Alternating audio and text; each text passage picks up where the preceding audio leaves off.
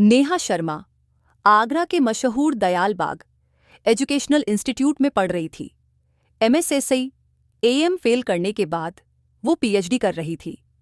नेहा के परिवार में माता पिता के अलावा एक बहन और एक भाई था। राधा स्वामी संप्रदाय को मानने वाले इस परिवार की जान नेहा में ही बसती थी। पिता शर्षिपाल शर्मा को अपनी बेटी पर बड़ा नाज था। नेहा की मां ने फिर से कॉल किया, लेकिन इस बार नेहा का मोबाइल बंद आ रहा था। नेहा की मां ने फौरन अपने पति को इस बात की जानकारी दी। फिर वो नेहा का पता लगाने के लिए इधर उधर फोन घुमाने लगे, मगर कहीं से कुछ पता नहीं चला। अब नेहा की मां को किसी अनहोनी का डर होने लगा था। पिता और भाई नेहा को तलाश कर रहे थे। शाम के 8:30 बज चुके थे। पुलिस भी नेहा की तलाश में जुटी थी। इसी दौरान पुलिस को पता चला कि नेहा को आखिरी बार डीआई की नानो बायोटेक्नोलॉजी लैब की तरफ जाते हुए देखा गया था। पुलिस की टीम फौरन बायो लैब पहुंची और जैसे ही लैब का दरवाजा खुलवाया गया तो अंदर का मंजर देखकर सबके होश उड़ गए। लैब के उस कमरे में चारों तरफ खून बिखरा हुआ था और सामने फर्श पर पड़ी थी नेहा की खून से सनी लाश। उस कमरे में इस कदर खून था कि नेहा के कपड़ों का रंग भी पता नहीं चल रहा था। पुलिस जब नेहा की लाश के करीब पहुंची तो देखा कि उसके पेट और जिस्म को बेरहमी के साथ काटा गया है। उसकी जागों पर भी काटने के निशान थे और उसके मुंह में रुमाल को ठूंस दिया गया था। उसके दोनों हाथों को पीछे की तरफ बांधा गया था और उसकी सलवार घुटनों तक उतरी हुई थी। मौकाए वारदात पर हर तरफ खून से सने टिश्यू पेपर पड़े हुए थे। पुलिस वाले भी कातिल का कर्तृत्व देखकर सोच में पड़ गए कि आखिर कातिल ने इतनी दरिंदगी क्यों की। पुलिस ने लैब की जांच पड़ताल में पाया कि वहां पर कोई भी सामान टूटा फूटा नहीं है, लेकिन लाश के पास एक कांच की पीपेट आदि टूटी हुई पड़ी थी और उसका आधा हिस्सा नेहा के पेट में घुसाया गया था। पहली तफ्तीश के बाद पुलिस को समझ आ गया कि नेहा के साथ कत्ल से पहले बलात्कार किया गया या फिर उसके साथ बलात्कार करने की कोशिश की गई। नैगर नाकाम होने पर कातिल ने नेहा का कत्ल कर दिया। सभी अखबारों और न्यूज़ चैनलों में दिखाया गया। ये देखकर आगरा में लोगों का गुस्सा भड़कने लगा। छात्र सड़कों पर उतर गए। हथियारों को पकड़ने और कड़ी सजा देने की मांग जोर पकड़ रही थी। शहर में जगह जगह धरना प्रदर्शन हो रहे थे और 16 मार्च को पुलिस ने उस लैब को सील कर दिया और लैब के पास से झाड़ियों में पड़ा नेहा का लैपटॉप भी बरामद किया। नेहा के कत्ल की वारदात को 3 दिन बीत चुके थे। पुलिस नेहा के दोस्तों और साथ पढ़ने वालों और तमाम लोगों से पूछताछ कर रही थी। तभी एक प्रोफेसर ने पुलिस को एक लड़के के बारे में बताया जिसका नाम विशाल शर्मा था। वो दयाल बाग एजुकेशनल इंस्टीट्यूट परिसर में निर्माण कार्य कराने वाला एक ठेकेदार था और जब पुलिस उससे पूछताछ करने उसके घर पहुंची तो पुलिस को वहां पर एक साइकिल दिखा जिस पर खून जैसे लाल धब्बे लगे थे और वहां पर एक जीन्स पड़ी थी। उस जीन्स पर भी खून जैसे लाल धब्बे लगे हुए थे। ये सब देखकर पुलिस को विशाल पर शक हो गया। पुलिस ने विशाल शर्मा को हिरासत में लेकर पूछताछ की। साइकिल और विशाल की जीन्स पर मौजूद लाल धब्बों के नमूने जांच के लिए लैब भेज दिए गए। पुलिस शक की बिनाह पर विशाल से 3 दिन तक पूछताछ करती रही, लेकिन उसे इस बारे में कुछ नहीं पता था। 3 दिन बाद लाल धब्बों की फॉरेंसिक रिपोर्ट सामने आई तो पता चला कि विशाल की साइकिल और जीन्स पर मिले लाल धब्बे खून नहीं बल्कि रंग था। इसके बाद पुलिस ने विशाल को छोड़ दिया। पुलिस के पास कातिल का ना तो कोई सुराग था और ना ही कोई खबर थी।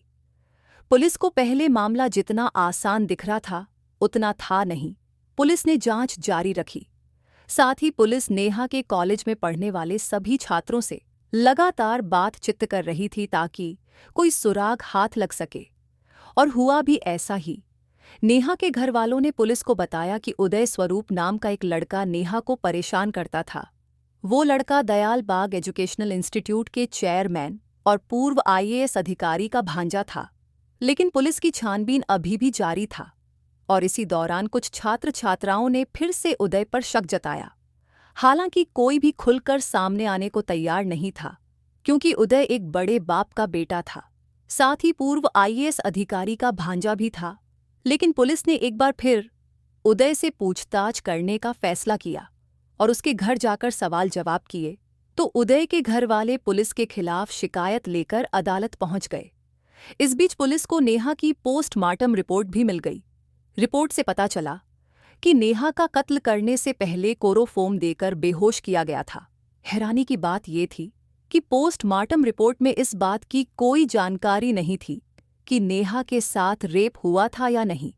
अब 15 दिन बाद पुलिस एक बार फिर से फॉरेंसिक टीम के साथ सील की गई लैब पहुंचती है और बारीकी से फिर से सुराग जुटाने की कोशिश करती है। कई घंटे की मशक्कत के बाद फॉरेंसिक टीम ने उस जगह से कुछ बाल बरामद किए और उस जगह से फिंगरप्रिंट भी बरामद किए। फिर बरामद हुए सुराग को जांच के लिए भेज दिया गया। पुलिस अब तक इस मामले में करीब 250 लोगों से पूछताछ कर चुकी थी।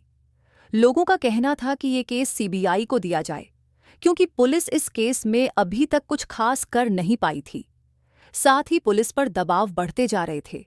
पुलिस ने अपनी जांच का दायरा केवल 22 लोगों तक सीमित किया। तब तक पुलिस के हाथ नेहा और उदय की कॉल डिटेल्स भी आ चुकी थी। पुलिस ने उदय के दोस्तों से भी पूछताछ की।